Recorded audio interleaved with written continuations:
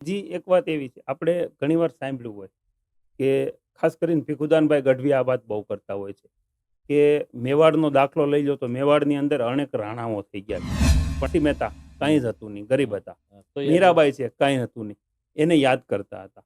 તો એવા લોકોને જ હંમેશા સમાજ યાદ કરે છે. આ વાત ઉપર તમે શું કહેશો? 100% વાત છે કે તમે સમજી લો કે સરદાર સાહેબ આપણી વચ્ચેથી 75 વર્ષ પહેલા વહી ગયા, જી. તો આજે આપણે યાદ કરીએ. પણ મારી ભાષામાં એક વસ્તુ એવી છે કે હું પોતે એવું માનું છું કે જીવનમાં વડીલ અને મોટા આ બેમાં બહુ બધો ફેર છે, પણ હમ, સમાજે ભેગું કરી દીધું છે. હમ, તો મારી દ્રષ્ટિએ હું કહું તો મોટું થવું એ ભગવાનની દેણ છે. હમ, ખાટલામાં પાંગતમાં પગ રાખીને ઉતારી તો મોટા થઈ જવાય, થઈ જાય. પણ વડીલ થવા માટે તો સમાજમાં ઘસાવવું પડે છે. તો એક વડીલ તરીકે તમે જે કાર્ય ઉપાડ્યું છે, તો આ વિચાર તમને ક્યાંથી આવ્યો? વિચાર બાળપણથી જ રાજેશભાઈ, હું તમને એક વાત કરું કે જીવનમાં કંઈક કરી છૂટવાની એક ભાવના હોય જી. અને પોતા માટે બધા જીવે. જી. કે તમે સમજી લો કે પેટ ભરવા માટે કાગડા કૂતરા પોતાનું પેટ ભરવા માટે જીવતા હોય, હા. તો પરિવાર માટે ઘણા જીવતા હોય.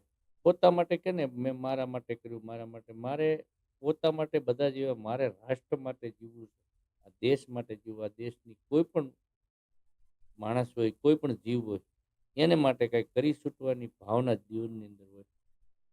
બીજું કે જીવનમાં જન્મ એનું મૃત્યુ નક્કી છે, જી.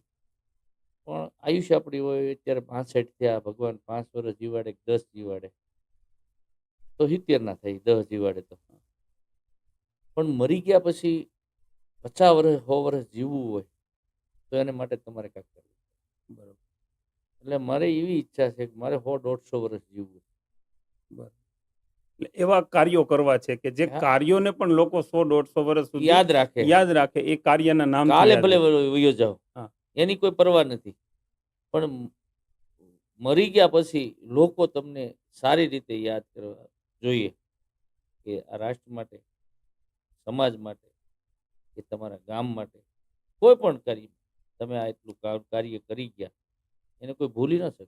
જેણે જેણે આ દેશ માટે, રાષ્ટ્ર માટે કે સમાજ માટે જેણે કાર્ય કર્યા છે ને આજ પણ આપણે વાગોળ્યા કરીએ. બરોબર.